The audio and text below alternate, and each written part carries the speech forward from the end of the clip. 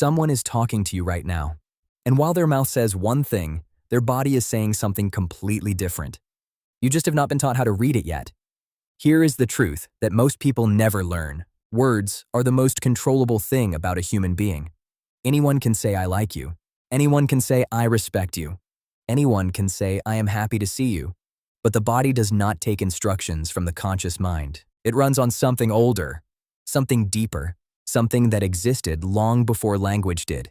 And that part of the brain cannot lie to you the way words can. Today, we are going to look at 9 body language signs that reveal exactly what someone thinks of you.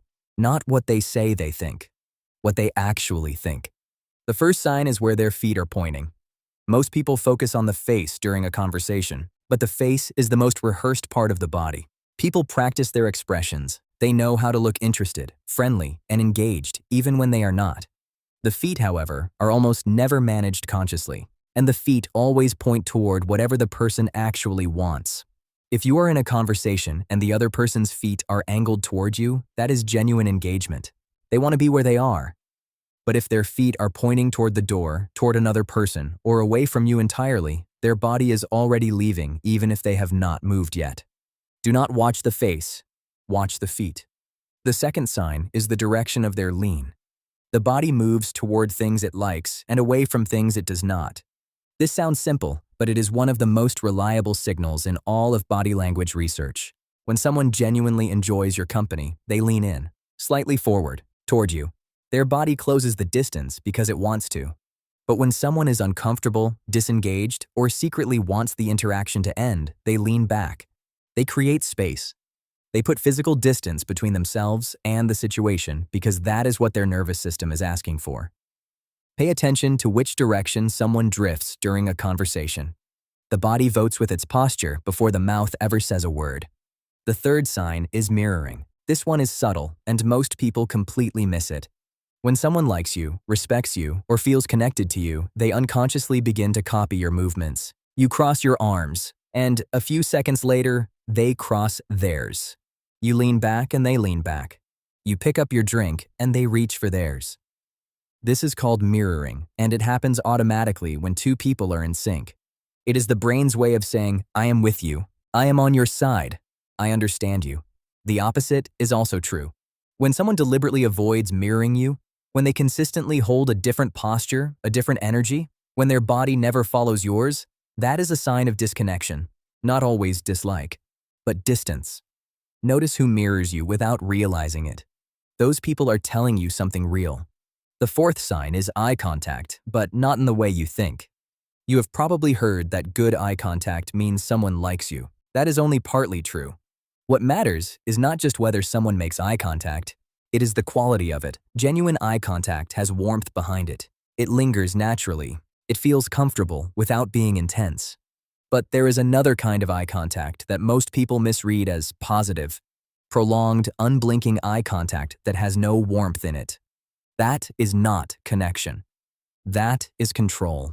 Real engagement includes natural breaks in eye contact. Looking away briefly while thinking.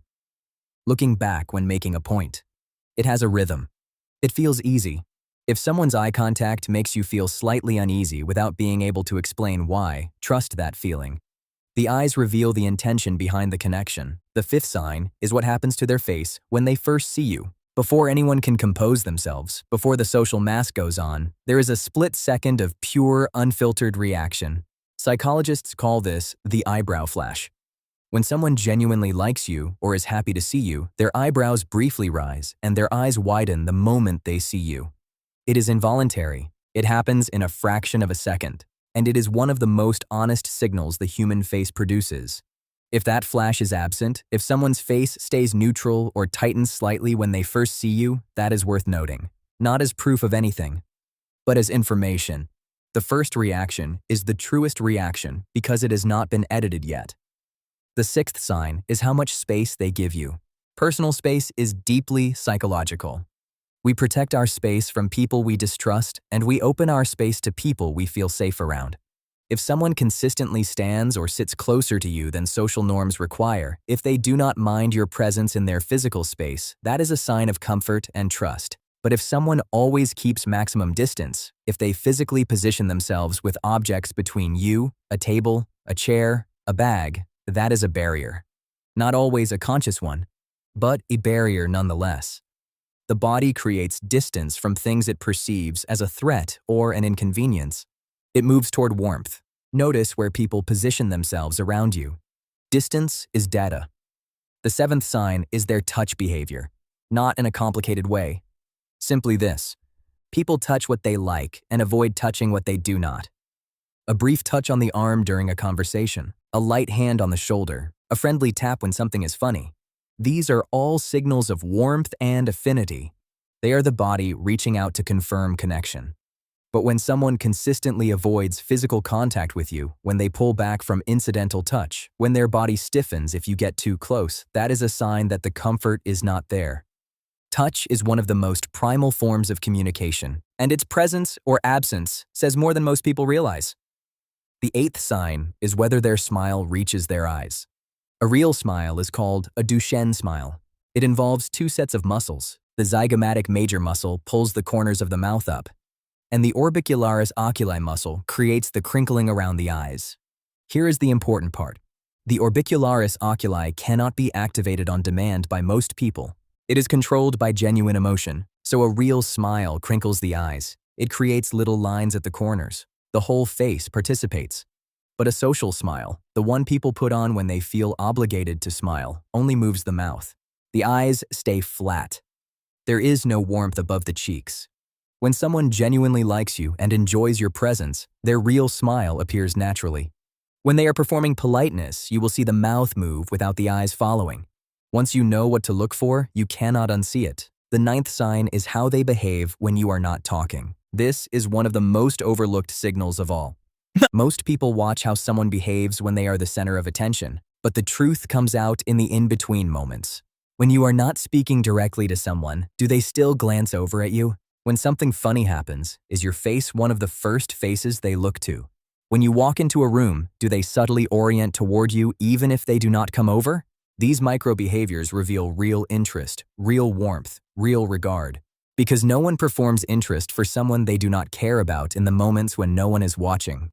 If someone consistently seeks you out with their attention even when they do not have to, that is one of the most genuine signals another human being can give you. Now, here's the most important thing to take away from all of this. No single signal is enough to draw a conclusion. One shifted foot, one absent smile, one moment of leaning back, that is not a verdict. What you are looking for is a pattern. Multiple signals pointing in the same direction consistently over time. Because bodies are honest, but they are also complex. And the goal is not to become paranoid about every movement. The goal is to become more fluent in the language that the people around you are already speaking. Fluent enough to trust what you feel in a conversation. Fluent enough to notice when someone's words and body are saying opposite things. And wise enough to believe the body. Because the body has no reason to perform for you. It is just telling the truth, quietly, the way it always has. You just needed the language to hear it. If this video changed the way you see people, comment the sign that surprised you most. And subscribe to Into the Psych for more videos on body language, dark psychology, human behavior, and the hidden patterns of the mind. See you in the next one.